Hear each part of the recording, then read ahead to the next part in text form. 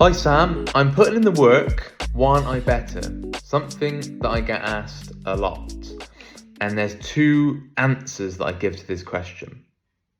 So, before I give you those answers, let me just clarify what happens here.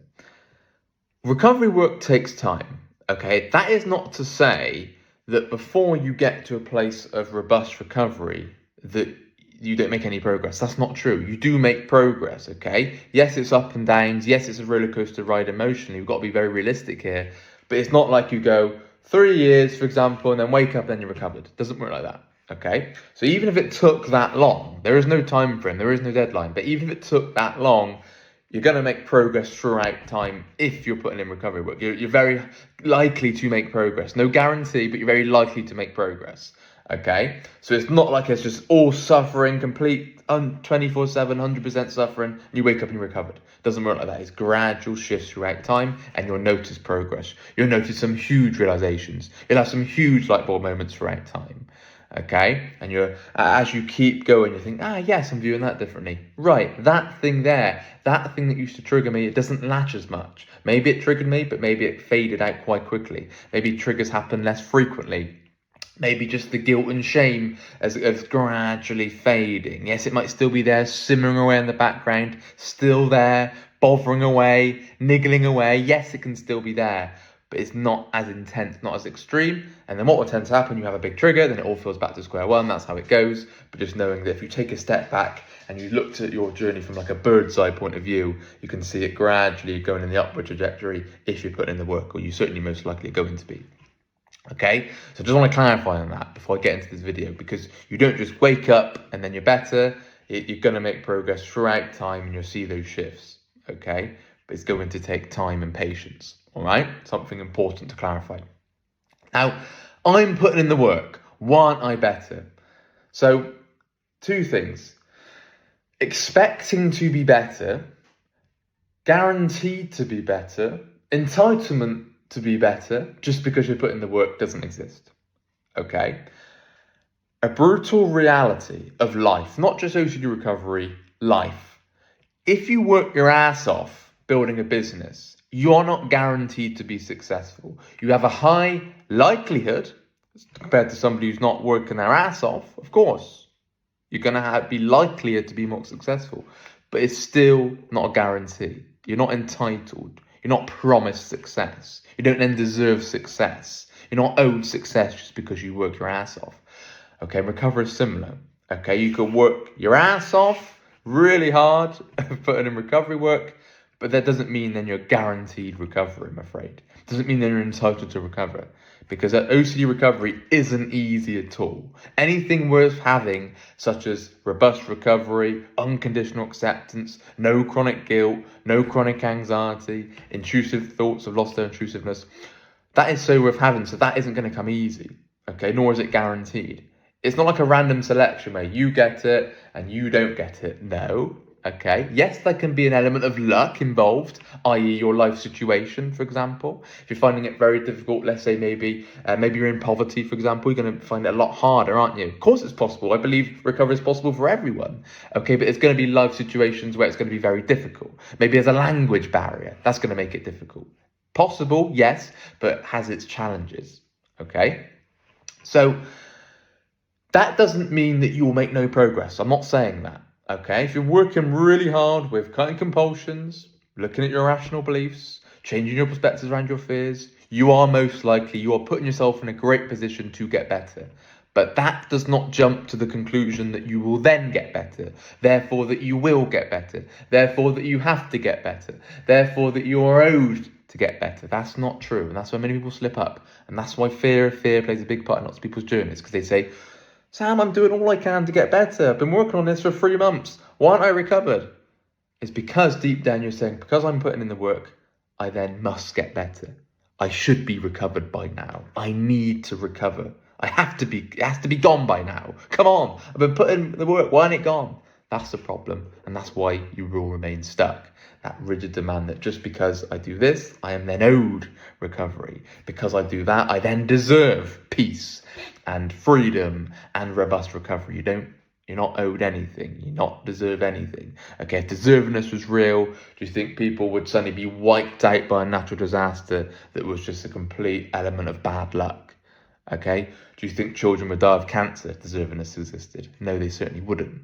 Okay, so there is no universal deservedness, and the recovery is the same, right? You're putting yourself in a great position to get better, but it still doesn't mean you then deserve to recover.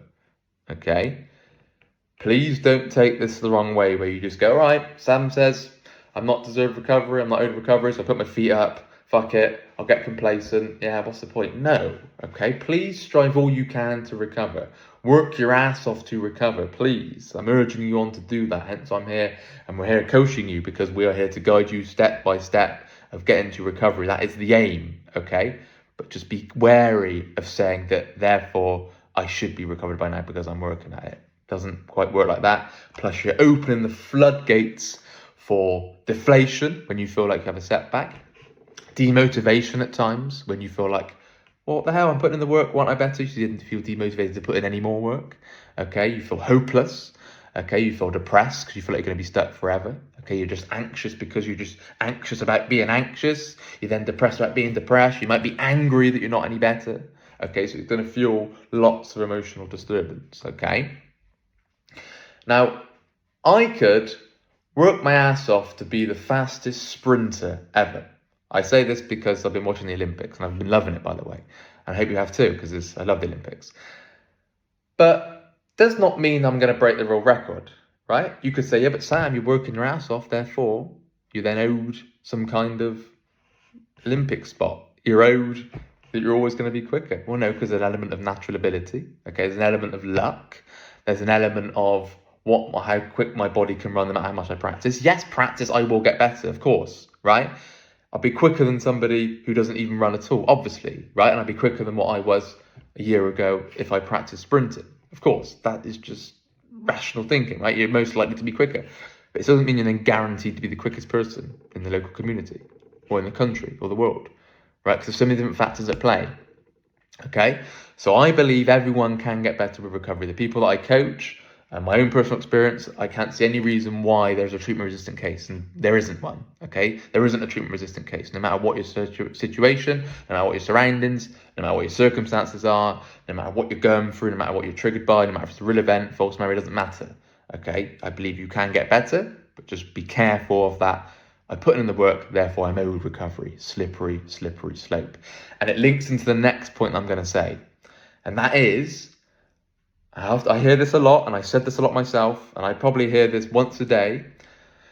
I can't do that until I feel better. I can't live life until I recover. I can't start dating. I can't go to that football match. I can't go to that music concert. I can't achieve my goals. I can't set goals until I feel better. I can't start a family until I feel better.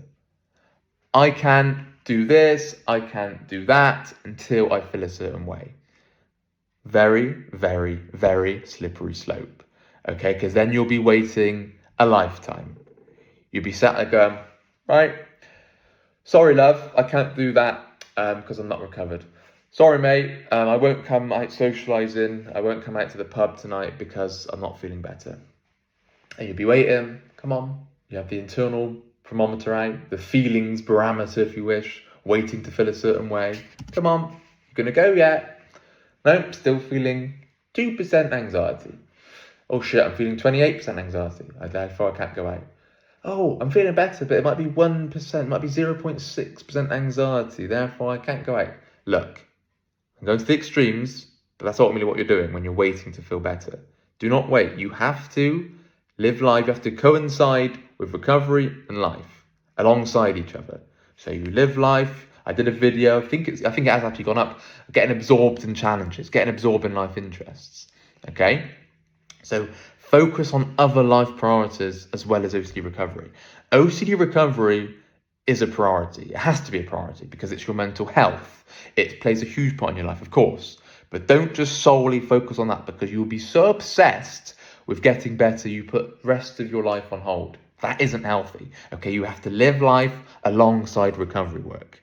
If I waited around until I got better to do things in life, I'd still be waiting now. I wouldn't be recovered, no way, because I was two things. OCD digs its heels in because it knows you're waiting for it, but also healthy distractions, for example, which really helped me, because when things get really tough, healthy distractions are key. If I said, no, I can't learn that language, I can't read that book, I can't watch that film, I can't exercise, I can't do this because I'm not feeling better, then I'm not going to be able to healthy distract myself. Therefore, I'll just be sat staring at a wall going, right, aren't I better yet? It doesn't work like that. Okay, you've got to get absorbed in something whilst trying to recover. That doesn't mean you just do no recovery work and then just focus on life.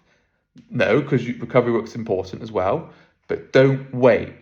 I don't want to hear that I can't live life until I recover. Go for it regardless. Do not wait. Go and do it regardless. Even if you panic, even if you have the biggest anxiety attack known to man, go and do that thing, okay? Go and travel. Go for that job interview. Go to that sporting event. Get indulged in art and science, all the things that you want to do. You want to be an actor? Start building that journey to become an actor. If you want to go to all different kind of sports, go and do it regardless. Don't wait until a specific feeling.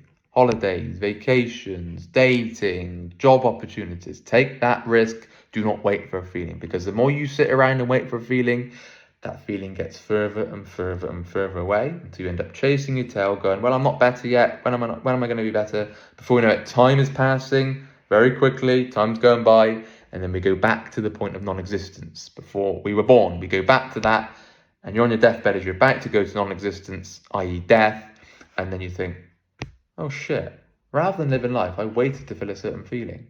Come on. Don't wait until that feeling. Yes, it helps. Yes, it helps the enjoyment. Yes, it helps the excitement, of course, right? But you don't have to feel any way to do anything. You don't have to feel a certain way to go to that football match. You have to wait a certain way to go for that job promotion. You don't have to feel a certain way to start dating, to start building a family, to take that risk and invest in that house or whatever if you can financially. Okay? I'm not saying make rash decisions, but what I'm saying is an element of risk is going to be required to living life, isn't it? You have to take that leap of faith. You have to take that jump. Otherwise, we stay in that safety, comfort trap, that comfort zone, and we do nothing. And we just wait and go, well, no, I can't do that because I can't waste me money. No, I can't do that because I don't want to waste me time when I could be doing it when I'm recovered. And I'll spend my money on that once I'm recovered because then I can be happy and enjoy it more. No, that is a trap that I fell down and I see many others fall down. Okay, so don't wait until you recover to start living life. Okay, and be very wary, asking yourself, I'm putting in the work, want I better? Want I recovered? Two things to be wary of. Okay, life is passing by very, very quickly. Go and grab it with both hands. Go and live in the moment. Don't force the feeling, but go and live in the moment as much as you can. Okay?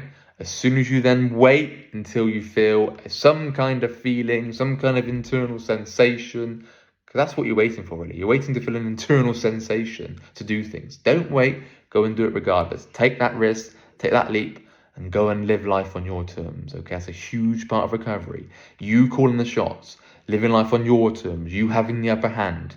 Sitting around, waiting around to recover is doing the opposite of that. It's letting OCD call the shots because, okay, so you decide when I can live my life. No, you go and live your life as well as putting in recovery work. So important. If you're interested in one-to-one services, please email phil@ocdrecovery.com. I'm Sam. We've got Rob, Nick, Momin and Gemma here doing coaching calls. Email Phil and then we'll get you in as soon as we can. If you like this video, please leave a like and we will speak again. Bye-bye.